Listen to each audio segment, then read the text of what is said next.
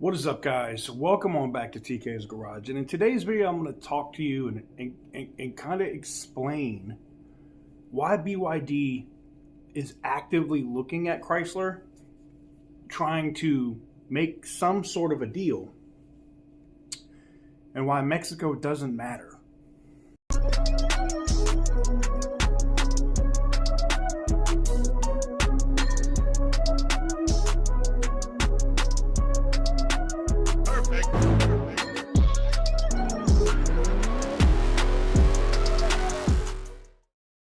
Guys, welcome on back to TK's Garage. And in today's video, we're just going to be frank and to the point here.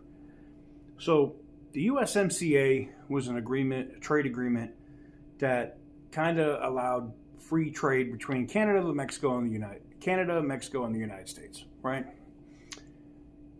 Which would allow, if a factory was built in Mexico,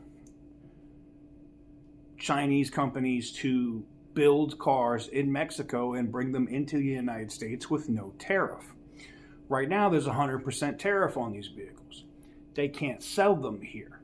Doesn't make sense anyway. So they're looking to get around it, whether it was in Canada or Mexico, and then the golden goose of Chrysler could be for sale. Let's see if we could buy it. Now, for those of you that don't get that, let me explain why. If they did buy it and owned a U.S. company that operated in the United States, and they put Chrysler labels on those BYD products, they no longer get tariffed because they're American products, even if they're only American by name. So, I know you're going to say, well, the USMCA is still in effect, TK. Yeah, until 2026 when it comes up for review. Depending on who is in power at that point, and let's say China is building factories in Mexico, that agreement is dead. Because I can tell you right now, if it comes down to the point of they're trying to flood the market here with these Chinese EVs from across the border, from the south of the border in Mexico, to bring them in here, not going to happen. They'll start slapping tariffs on them there. USMCA is done.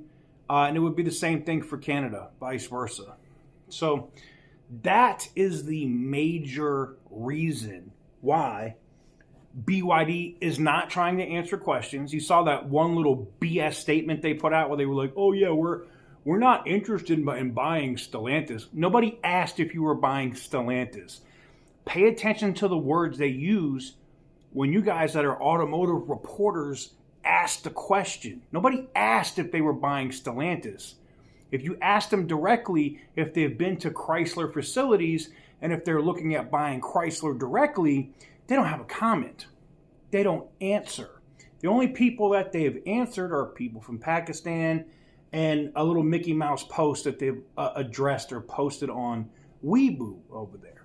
Now, somebody like myself that speaks their language, I've literally hit them up directly in their own language to be like, hey, you have any comment on this? They don't want to, and with photographs, to be like, why was your CFO at Auburn Hills? Why was your CFO at Sterling Heights? Why was your CFO at the Warren facility? Or why was your CFO, like just asking questions, right? Why was your CFO and your brand person that creates the names for the brands or whatever at the Brampton, taking a tour of the closed Brampton facility? Why would that happen? Those are fair questions. And when they're starting to get traction because people can see it, and then people that actually work at some of these facilities that aren't closed, that are still open, also, who are these random people? What? BYD? They have a visitor badge that says, what's BYD doing here?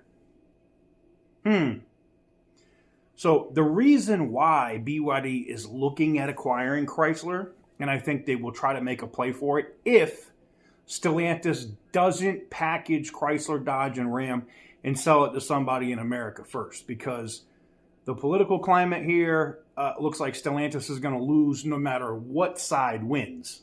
They're in trouble. So I can see them doing that. They're going to keep Jeep one way or the other, whether it's just Chrysler or Dodge, or Chrysler, Dodge, and Ram.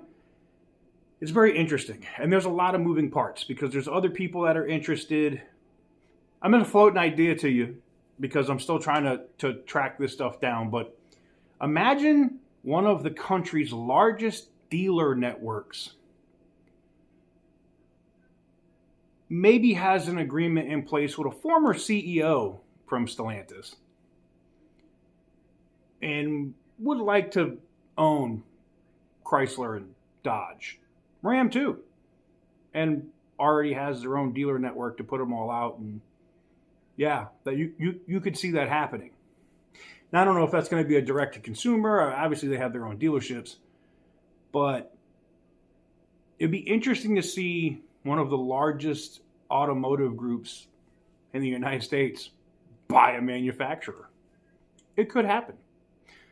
That's if BYD doesn't get their hands on it first. Like I said, where there's smoke, there's fire. These people from BYD are not visiting here in the United States. They didn't go through all the process and do all this crap of getting their visas and coming here to do all this just to hang out, buddy.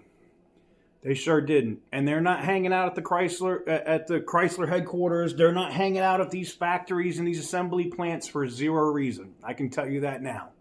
They're taking stock of what's there, how fast they can get up and running, and putting out BYD products that have Chrysler labels on it right here in America before they have to deal with. Now, if they think they can keep the USMCA and they can, because they are building a factory in Mexico.